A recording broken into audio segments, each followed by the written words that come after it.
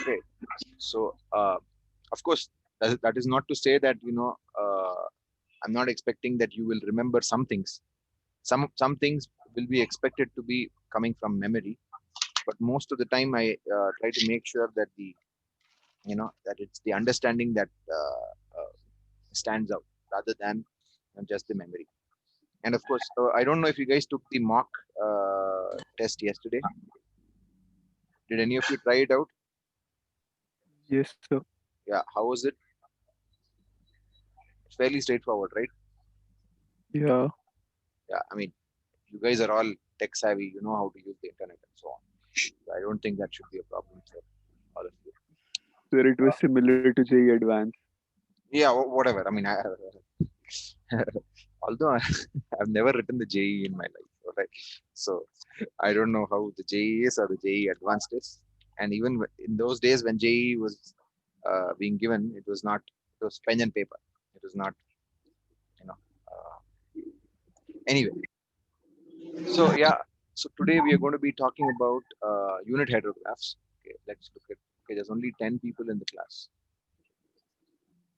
We give them. Do we give them more? Already past 9. The one thing that I do want to assure you about the exams is that, let's say you get in, the exam is from 9:30 to 11 or something like that, right? Preferably you get into the exam maybe 10 minutes earlier or whatever. You come in. Let us say you start writing at 9:30, and at 10 o'clock, for some reason, let's hope it doesn't happen, you lose your internet connection for 10 minutes. Okay. The system takes care of that. And whenever you come back in, instead of ending your exam at 11 o'clock, it will end it at 11:10 automatically, right? So although it will be told to you that the exam starts at 9:30 and ends at 11, in reality, if in between your internet goes off for 5 minutes or 10 minutes or whatever it is, it will keep track of that and extend the exam duration. That is my understanding, right? So you don't worry about your internet. In case something happens, you can always you know come back and resume the exam. It will give you additional time. Whatever time you are off, it will add that on to your total time duration. Okay, so it's going to be uh, a fairly robust way of conducting the exam. There's no nobody will miss out because of your internet and so on. The other thing I want to say is, make sure that uh, uh, uh, number one, you come on time, or rather you come at least 10-15 minutes earlier, so you can sit down, relax, and instead of coming at the last minute and looking for all the buttons, which one to click and so on. That's one. Bring your calculators, needless to say. Okay, don't worry about the internet. In case something happens, okay, and you completely lose your internet for like a couple of hours or something, and then I don't know how the system responds to that kind of a situation. Then we'll figure out a way to do it for you. Okay, hopefully none of you face these kinds of issues, right? So that's what I want to say. The other thing is, don't stress out about the exam. Okay, it's just the same as your exam that you would do with pen and paper.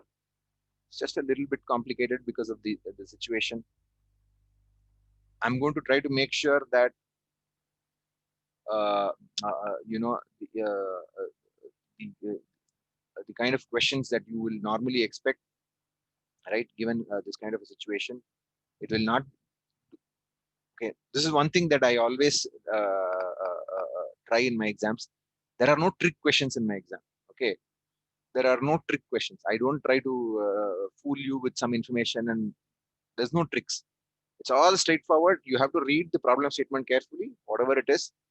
As long as you read it carefully and understand what's what the question is asking, you can answer it. Uh, you know, straightforward. There's no tricks. All right. So that is something that I want to assure you. I know that it is, the fact that you're not going to be physically seeing a teacher in case you have a doubt in the middle of the exam. Don't worry about all those situations. We'll take care of it, and I'm going to make sure that nobody has any or as much information as is required for you to solve the problem will be given in the question paper itself. So you don't need to rely on the instructor and then the internet and so on. Okay, so this is something that I'm just stressing on, because I do realize that it carries a significant portion of the grade, 30% or whatever, right? So relax and just do the best you can. Don't worry about it. Okay, I guess most of you will be relaxed, but this is for those who are, you typically, some people take tension about these exams and all. Okay, don't take tension, just chill. Okay, all right. Okay, so we are going to get into today's lecture. It's a new topic.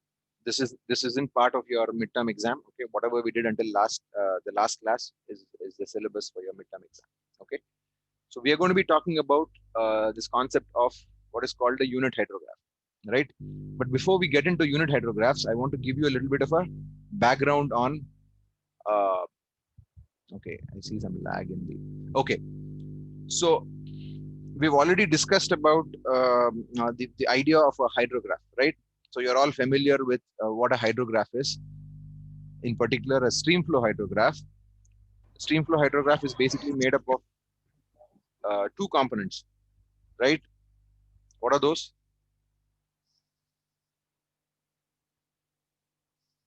Stream flow hydrograph has two components: Runoff and base flow. runoff and base flow, right? So you can break it down into a direct runoff hydrograph and the base flow component, right?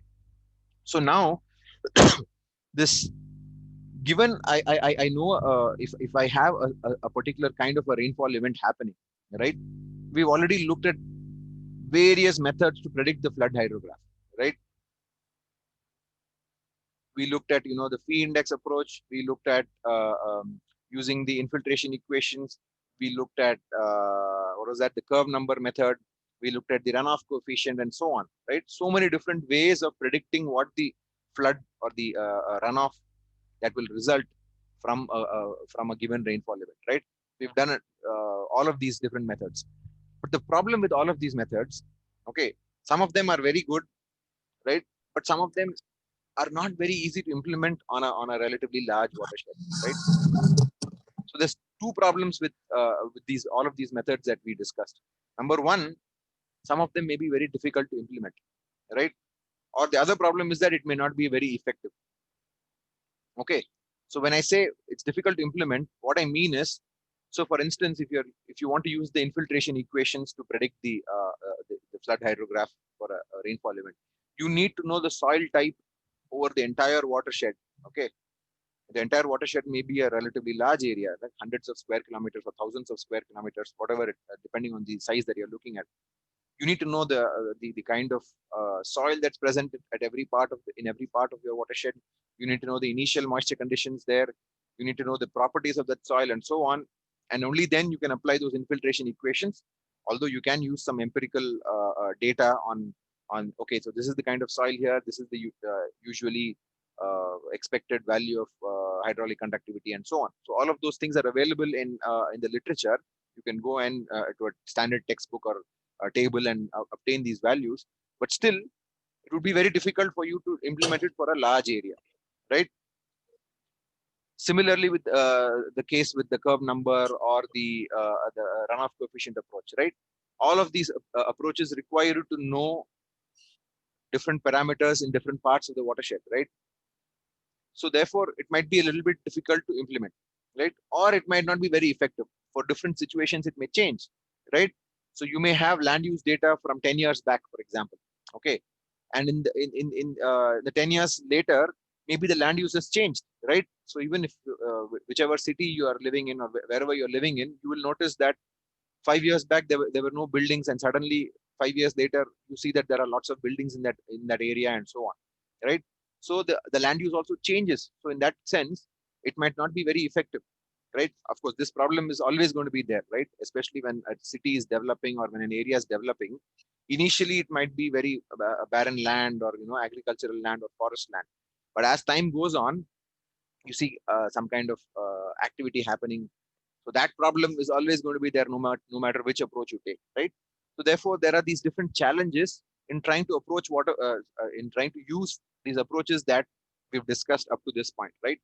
So now our objective is to see if we can come up with an effective method for estimating the direct runoff hydrograph. Okay, because this is a common challenge that um, um, uh, as planners and engineers, we are always faced with this challenge of trying to estimate what will be the runoff given a particular kind of rainfall event, right? So the objective is to come up with an effective method for estimating this uh, direct runoff hydrograph. And to do this, we are going to develop this unit hydrograph, as I said. To do this, we will be assuming the watershed to be a lumped linear system. Okay. Now these parameters, I mean, some of these words that you see over here, lumped linear system. You understand what a linear system is, right? All of you are very familiar with linear equations and so on. So the word linear you all understand very easily. But what about lumped? Okay, what do we mean by a lumped system? L-U-M-P-E-D, lump. You know what a lump is, right? L-U-M-P, lump. What is a lump? Something that's collective. Okay, so suppose you try to, take some what is it called, atta or flour, okay, and you want to make a paste with that, right? You pour water and you stir it, right? But if you don't stir rapidly enough, or if you pour the water too quickly, that the atta or the flour becomes lumps, right? Which means that it just collects into one thing and then it becomes one big blob. So instead of getting a nice smooth paste, you may end up with lumps, right? So there's a lot you can learn by by being in the kitchen. Okay, so okay, that's a separate discussion. We'll discuss that some other time. Okay, so lump is basically a collection. Okay, so far, if you remember, whether we looked at the curve number method or the runoff coefficient method or so on, we divide up the entire watershed into different areas. Oh, in this area it's residential, in this area it's forested, in that area it is agricultural land, right? So you are distributing that entire watershed into different areas. Here the soil is soil group B, here the soil is soil group A. So you're distinguishing between the different regions and then trying to understand what the response of the system will be, right?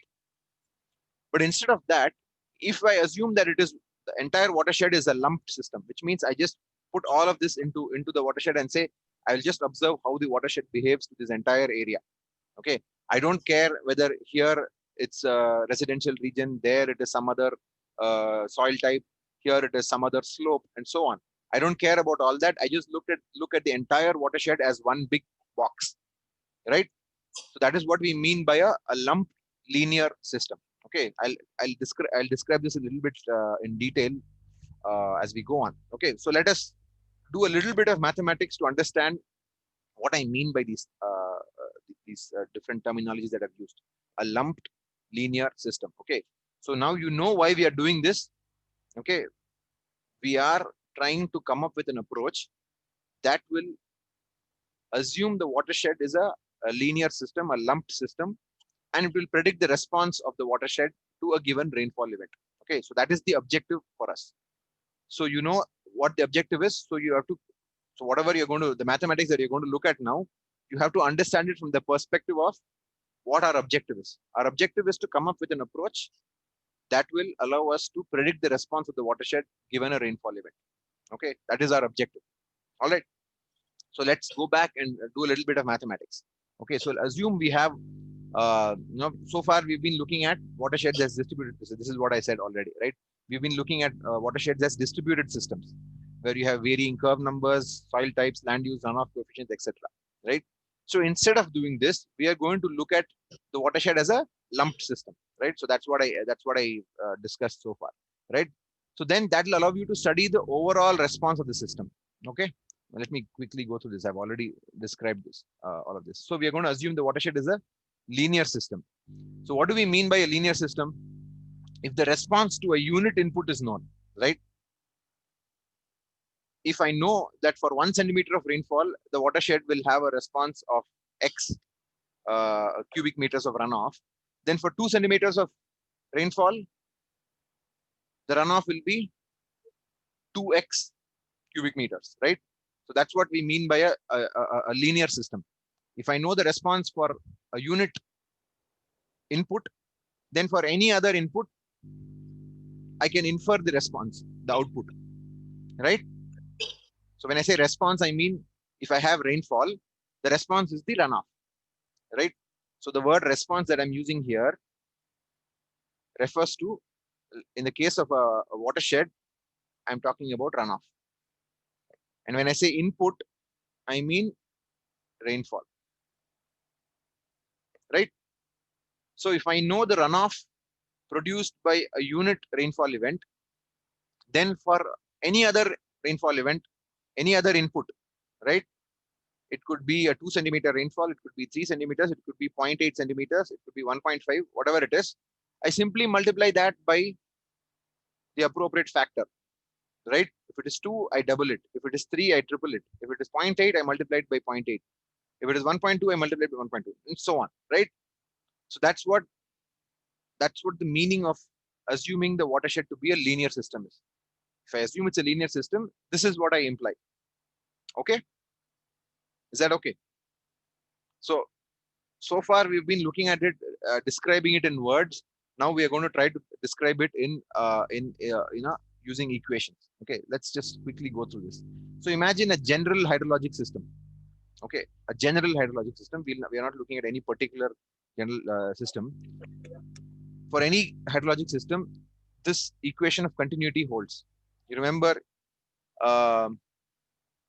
in our fluid mechanics, we looked at equation of continuity,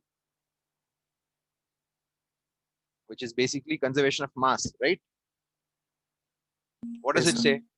It says the rate of change of storage in the system depends on the inflows and the outflows.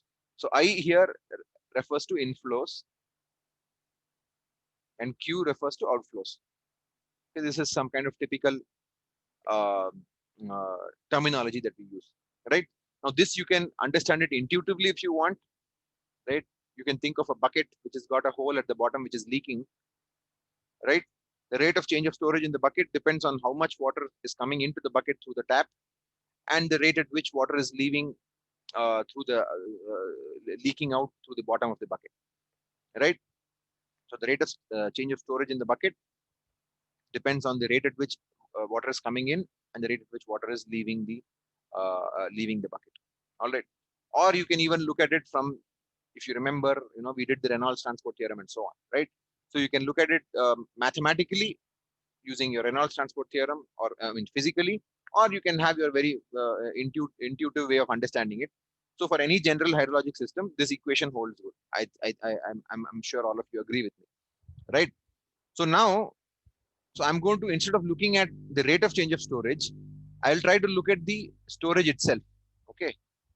So the storage in the system will change in response to, right? Instead of looking at ds by dt, if I'm interested in looking at S itself, okay, if I'm interested in S, what will it depend on?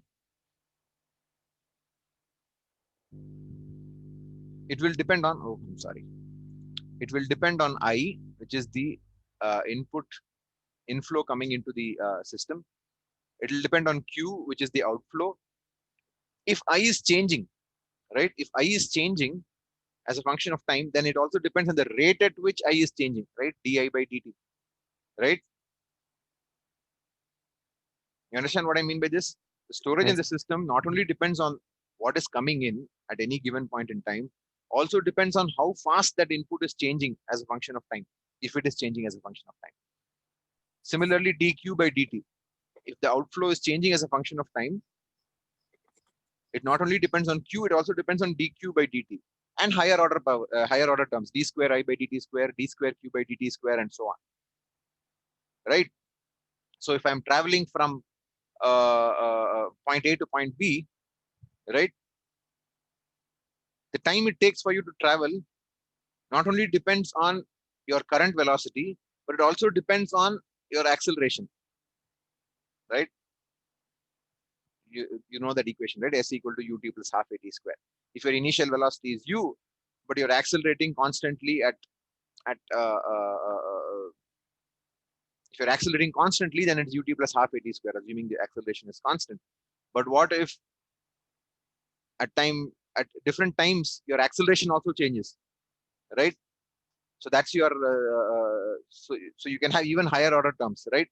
So you can think of I as your velocity, di by dt is your acceleration, and if your acceleration is also changing as a function of time, then that's d square I by dt square, and so on, right? I don't want to. I think you all understand what this means mathematically, right? So you have these higher order terms also which go into the storage, right? So in other words, I can write this mathematically as the storage is a function of I, which is the rate at which inflow is coming in, di by dt, which is the rate at which inflow is changing as a function of time, and higher order terms, d square I by dt square, d cube I by d cube, and so on. Those become a little bit difficult to imagine and visualize, but you can understand mathematically what it means, right? It's a function of all of these different inflows. Similarly, it's a function of the outflow, the rate at which outflow is happening, the rate at which outflow is changing, and then the higher order terms, right? So the storage is a function of all of these different terms. Is that okay? Right? So this is fairly, yes, any question? Raza? No, No no, question? sir. All right. Okay. So now, so this is for a general system where I can say that the storage is a function of all of these different parameters. All right. But if I assume that the system is linear, okay, if I assume the system is linear, can I not convert this expression, which is a generic equation, which implies that this S is a function of all of these different parameters? If I assume the system is linear, I can actually write an equation that looks like this. Are you able to see the whole equation? Yeah. So S, I can say it is A1 times Q plus A2 times dQ by dt plus A3 times d square Q by dt square, and so on, plus AN dn minus 1 dt n minus 1 Q. Okay. Plus B1 times I plus B2 times di by dt plus B3. So now this is a linear equation. Does everybody agree that this is a linear equation? Yes, sir. Right? It's a linear equation. All right. So now, why is it a linear equation? Because I and Q don't have any powers, right? It's not dq square by dt, it's dq by dt. It's d square q by dt square. If I introduce a d square q square by dt square, sorry, then it becomes a non-linear equation, right? But as long as all my terms q and I and all of those do not have a power greater than 1, yeah, they're all q power 1 only, right? All of these different terms and I power 1. So therefore, this equation is a linear equation, right? So if I have this kind of if I assume that the system is linear, right, then I get this kind of an expression. And of course, I've only taken up to uh, d to the power n minus 1. I'm ignoring higher order terms, right? So I'm just assuming this kind of a linear equation. Okay. So now the other thing that's very important here is that these constants A1, A2, A3, these coefficients that I see over here, I am assuming that they are time invariant. Okay, now this is also a very important assumption. What does it mean to say A1, A2, A3, and B1, B2, B3, and so on? They are time invariant. What does that mean? They're independent of time. Okay, but physically, what does that mean? Constants. They are A1, A2, they are constants. constants, right? They are. See, you can also have constants that are dependent on time, right? Given a particular time, A1 will have a certain value, A2 will have a certain value. At a different time, A1 and A2 will be different. So you can also have time varying constants. Okay, but in this particular equation, I'm assuming that A1, A2, B1, B2, and so on are independent of time, which means what that means is no matter when this inflow and outflow happen, okay, as long as the same inflow happens and the same outflow happens, the storage response of the system will be the same. Does that make sense? So imagine your water tank. Okay. If there's an outflow from the water tank, there's an inflow into the water tank. Okay. If the inflow into the water tank is, let us say, 10 liters per second, and the outflow from the water tank, let us say, is 2 liters per second. Okay, we are ignoring all the higher order terms. We are only looking at A1Q and B1I. Okay, but you can imagine this with higher order terms as well. Okay, just imagine a simple equation where A2, A3, AN and B2, B3, BN are all 0. Only A1 and A2, A1 and B1 have some constant values, right? Then if this inflow and outflow from the water tank, whether it happens in the middle of the night or it happens at 8 o'clock in the morning, the storage response of the water tank will be the same. That's what it means, right? If the water is coming into the water tank at a certain rate, okay, and it's going out of the water tank at a certain rate, no matter when that happens, whether it happens at a midnight or it happens at 10 o'clock in the morning, the response of the water tank will be the same in terms of its storage, right? So that's another way of looking at it. Okay, so that's what this means, that these constants A1, A2, A3 and so on, they're time invariant constants. Okay, this is very important. This has a very important role in the analysis that we're going to do further on. Okay, all right. So then what I'm going to do is I'm going to differentiate this equation that I have over here, and substitute for ds by dt. Okay, let me just go to the next slide. Okay, so this previous equation I've just differentiated with respect to time. Okay, I'm writing this as ds by dt. So ds by dt equal to a1 dq by dt. If you go back to the, look at this one, this first term will become a1 dq by dt, second term will become a2 d square q by dt square, a3 d cube and so on, plus b1 di by dt. That's what I've done over here. Okay, so ds by dt equal to a1 dq by dt plus a2 d square q by dt and so on. Okay, all right. So now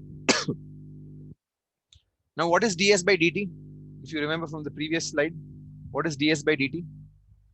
I minus I Q. minus I minus q, right?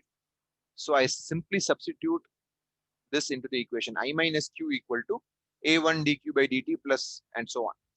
And I get this big equation over here. Now I'm left with an equation that has only i's and q's. Okay, so I can collect all the q's on one side and collect all the i's on the other side. Okay, when I do that, I get something that looks like this: q plus a1 dq by dt plus a2 d square q by dt square plus so on and so forth equal to I minus b1 di by dt minus b2 d square I by dt square and so on. Okay, this equation is fairly straightforward, right? I've just simply replaced this ds by dt over here with I minus q and rearrange the terms, q's on one side, i's on one side. Right? Is this okay? There's yes, sir. no fancy algebra. Okay, it's a simple, straightforward equation. Now what I'm going to do is I'm going to take q out common from the left hand side and I out common on the right hand side. Okay, then I'm left with, what am I left with? Okay, I'll get a very simplified equation. Okay, I'll explain in a moment what this n of d are. So then if I take q out common from all of these terms, I get this operator called n of d. Similarly, if I take I out common from all of these terms over here, I get an operator called m of d. Okay, so this n of d and m of d are basically differential operators. Okay, I'll just write down what n of d will look like. I think you'll all understand what I mean. N of d will simply be 1 plus a1 d by dt plus a2 d square by dt square dot dot dot. Right? You understand this? So n of d is simply 1 plus a1 d by dt plus a2 d square by dt square plus dot dot dot an dn by dt bar n. Okay, so n of d times q. You take this operator. Now this is a linear operator, right? This n of d is a linear operator because all the terms in there, when you apply it to q, you're just simply left with a, it's a linear equation. We already discussed that. Similarly, this m of d, what will m of d be? 1 minus b1 d by dt minus b2 d square by dt square, and so on. Right? So this m of d and n of d are simply differential operators. Okay. So then I can write this equation as q of t equal to m of d by n of d times I of t. Okay. I'm not doing anything sophisticated. It's just a simple way of, instead of writing it as a very messy, long equation, I'm writing it in a compact form using this differential operator m of d and n of d. Okay. So q of t equal to m by n times I of t. Okay. This m by n is basically, this m by n is basically what is called a transfer function. Okay. This m by n is what is called a transfer function, which basically, what does it do? Given an I, given some input I, it applies that transfer function to it and gives you the output q. Right? So this equation, what it is doing is, it will give you the output response for a given input. Given a certain input, it will simply apply this transfer function and give you the output. Okay. So that's all we are doing over here. Okay. This is for a general hydrologic system. Now, naturally, you can apply this to a watershed and look at these. Q will be the response of the watershed to a rainfall event. Okay. All right.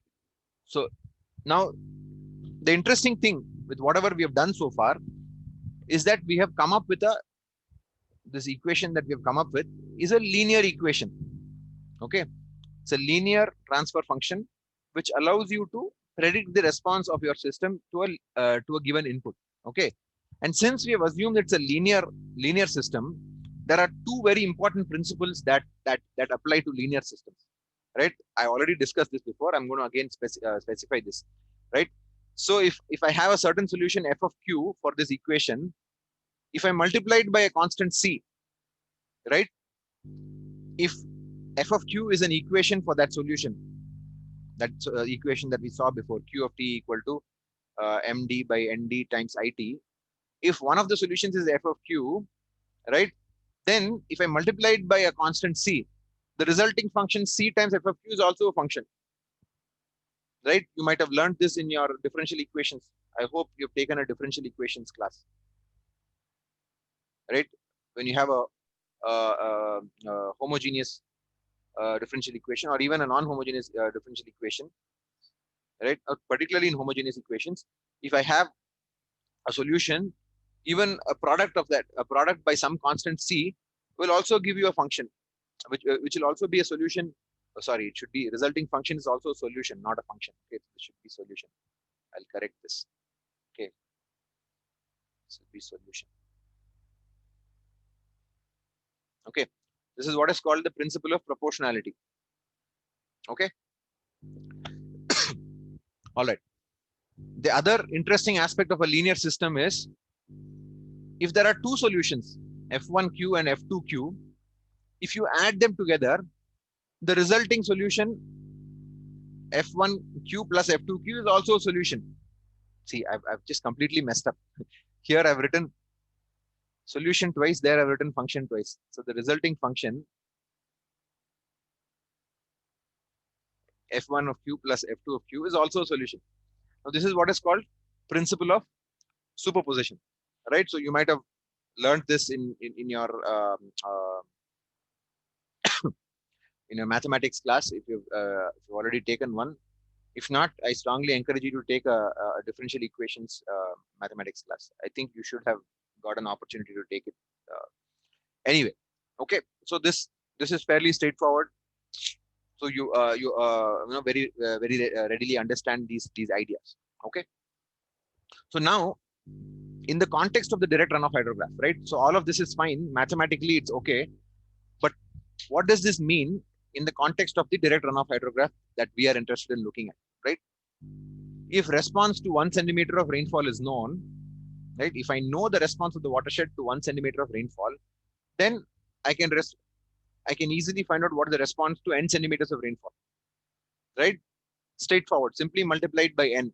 This n could be anything. It doesn't have to be an integer. It could be a real number, whatever it is, right?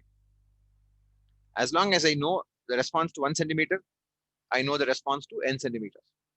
Okay, so that is one implication for us in terms of the direct runoff hydrograph. Okay, then if I have two different rainfall events that happen at different points in time, okay, let us say I receive 2 centimeters of rainfall at time t equal to 0, and then I receive 5 hours later, I receive another 3 centimeters of rainfall. The response of the watershed is simply, you can just add these two solutions. Okay, lag it by 5 hours, right? I know the solution after time t equal to 0, I get one solution. And then after 5 hours, I know the rainfall. I simply add these two events, right, by the appropriate factor, right? So since we already know that if I receive 2 centimeters at time t equal to 0, then I have to multiply my unit response by 2. And if I receive 3 centimeters at time t equal to 5 hours, then I multiply that by 3. And then I add the response. Okay, somebody has a question, I think. What is DRH? Okay. So DRH is, DRH is direct runoff hydrograph. I used it in one of the earlier slides. Okay. Direct runoff hydrograph. Okay. Then I can just simply, so that's what I was saying. If I know that I have two different rainfall events happening at different points in time, number one, the solution will be, you add the two solution, these two rainfall events with the appropriate multiplying factor, right? And then lag them. Solution at t equal to 0 will be, let us say, will last for 5 hours. Okay. Then the next one will also last for 5 hours. You just multiply it by the appropriate amount of rainfall, and then add the two solutions together. You get the overall response of the watershed. Okay. So that is how I use this, whatever mathematics I did. We are not interested in the mathematics so much. Okay. That was just to, to give a, kind of a understanding of the reasoning behind what we are doing. Okay. So now we are going to get into the idea of the unit hydrograph. Okay. So now, so far we've been talking in general about the hydrologic system. Now we are talking very particularly about a watershed. Okay. So the unit hydrograph is basically defined as the direct runoff hydrograph, DRH, resulting from a unit depth, let us say 1 centimeter of excess rainfall. Now this is very, very important. Okay. You have to very carefully note that I'm using the phrase excess rainfall and not rainfall. Okay. A unit hydrograph is defined as the direct runoff hydrograph resulting from a unit depth. We are going to, for all practical purposes, we are going to say 1 centimeter of excess rainfall. It is not rainfall. It is 1 centimeter of excess rainfall. Okay. What does that mean? If 1 centimeter rainfall, like if the rainfall increased by 1 centimeter, the resultant increase in runoff. No. 1 second. I'll. No. What I'm trying to stress on here is the word excess rainfall. When I say 1 centimeter of excess rainfall, that is not the same as 1 centimeter of rainfall. Right? 1 centimeter of excess rainfall means 1 centimeter of runoff. How do you know 1 centimeter of runoff? Right? Suppose I have this watershed. Okay, and I have this stream draining it. I have the outlet. Okay, I measure the Q coming out here.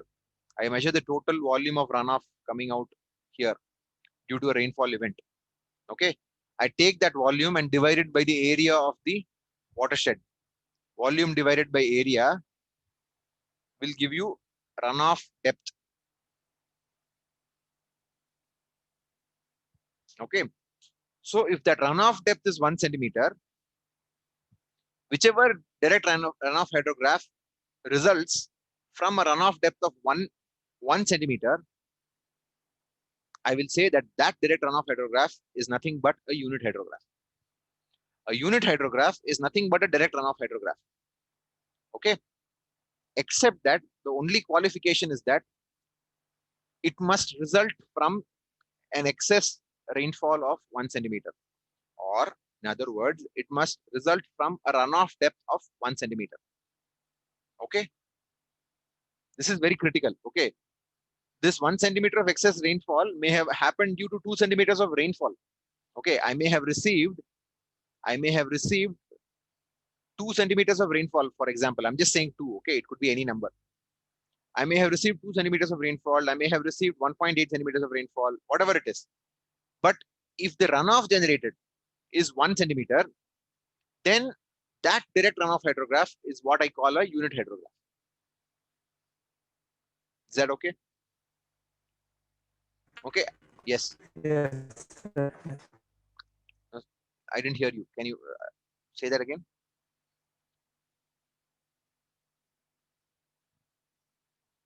Chakradhar, please repeat your. If you had a question, please repeat. No, I didn't have any questions. Okay, It's fine. alright. I got it. Okay.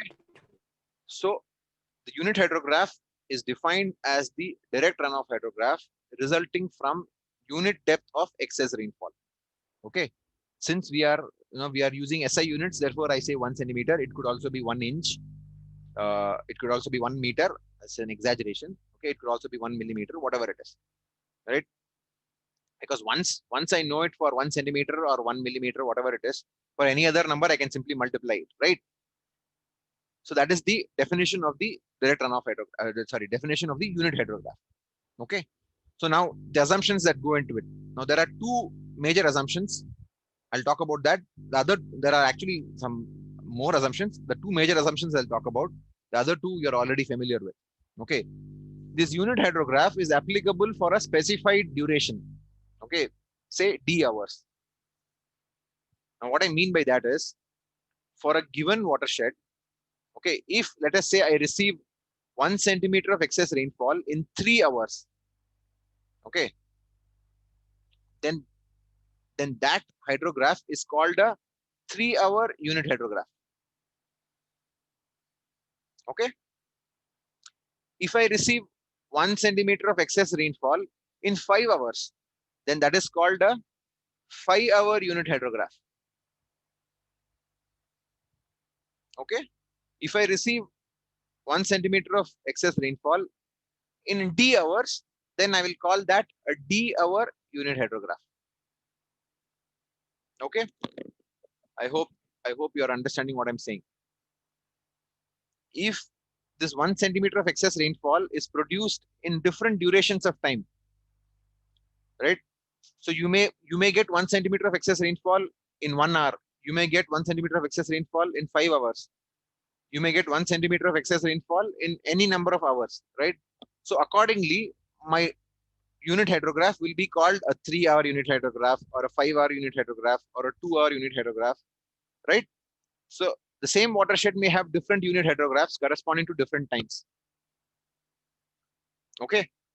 It's not necessary that a watershed can only have 1 unit hydrograph. Depending on the duration of the rainfall event, it can have multiple unit hydrographs, multiple hour unit hydrographs. Okay. So a given unit hydrograph is for a given duration, let us say D hours. Okay. In general. Okay. That's assumption number 1. Then the next one is that the assumption is that whatever excess rainfall is happening, it happens at a uniform rate over the entire watershed for the entire duration, D hours. You understand what that means? Right? This excess rainfall is happening at a uniform rate over the entire watershed for the entire duration of D hours. Right? So if I have 1 centimeter of rainfall in D hours, that means excess rainfall is generated at a rate of 1 by D centimeters per hour. Okay. So the intensity of excess rainfall is 1 by D centimeters per hour. This is an assumption of this approach of the unit hydrograph. Okay. Fairly straightforward, right? So if I know the duration D, I'm assuming that the excess rainfall is happening at a uniform rate over this entire duration D, at the rate of 1 by D, of course, right? And if D changes, naturally the intensity changes, right? If it's a 5-hour unit hydrograph, then it will be 0.2 centimeters per hour. If it's a 2-hour unit hydrograph, it will be 0.5 centimeters per hour.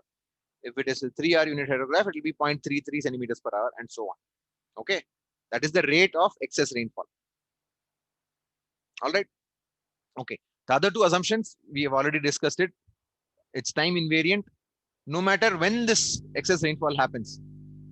Okay, whether it happens now or 5 hours later or 10 hours later, the unit hydrograph will be the response will be the same.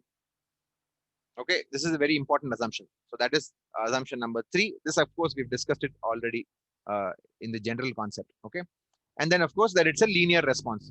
So if I receive 1 centimeter of excess rainfall in 3 hours, right, then in 2 centimeters of rainfall in 3 hours, you just simply multiply that by 2, right? So that's what I mean by the linear response. Okay, it's time invariant and the linear response. So these are some of the major assumptions of the unit hydrograph approach. So let us just quickly look at an example. Okay, so we're going to look at a 6-hour unit hydrograph. Okay, yeah. So let us look at this plot that you see over here. Typically, what we do when we plot a unit hydrograph, we plot it like this, right? I have time on the x-axis, I have the discharge on the y-axis, and here I have this kind of a rectangle that is drawn, which has a length of d hours. So in this case, it's a 6-hour unit hydrograph. So the length of this, what is this? The length of this rectangle is 6 hours, right? So on the x-axis, you see 6 hours. So it might not look exactly 6, but it's supposed to be 6 hours. Okay, maybe they've not drawn it appropriately. Anyway, so this rectangle is of length 6 hours, and the excess rainfall that is generated is 1 centimeter. Okay, so in this 1 centimeter of excess rainfall over 6 hours produces a response that looks like this. Okay, so although the rainfall only lasts for 6 hours, or the excess rainfall only lasts for 6 hours, the runoff response lasts for 66 hours, right? There's a peak happening at maybe around 18 hours, and then it goes down, and by 66 hours, the runoff has become 0. Okay, so this is the 6-hour unit hydrograph for this catchment. Okay, so let us say the catchment area is 1,292 kilometers square. Okay, so can somebody tell me what will be the volume of runoff generated from this catchment? What will be the volume of runoff generated? Catchment area into catchment area. Catchment area into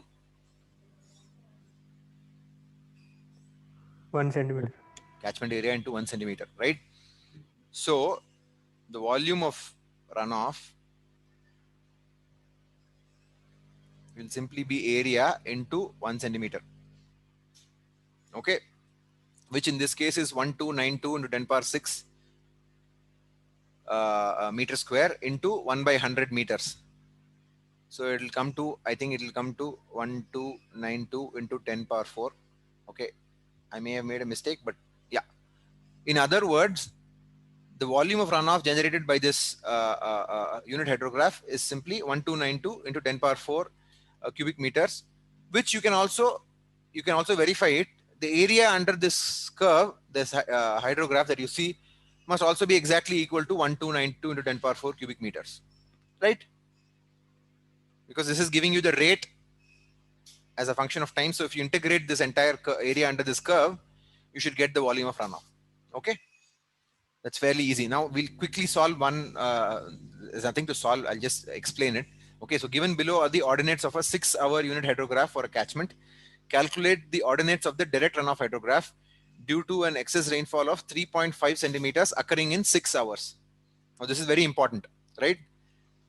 What is given here is a 6-hour unit hydrograph, which means this hydrograph is produced by 1 centimeter of excess rainfall in 6 hours, right?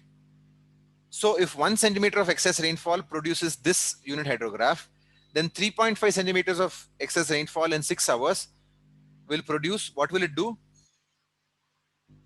So this is the solution, right? So I've just written this entire, I've just turned this table. So I have got time in column 1 and the 6-hour unit hydrograph in column 2.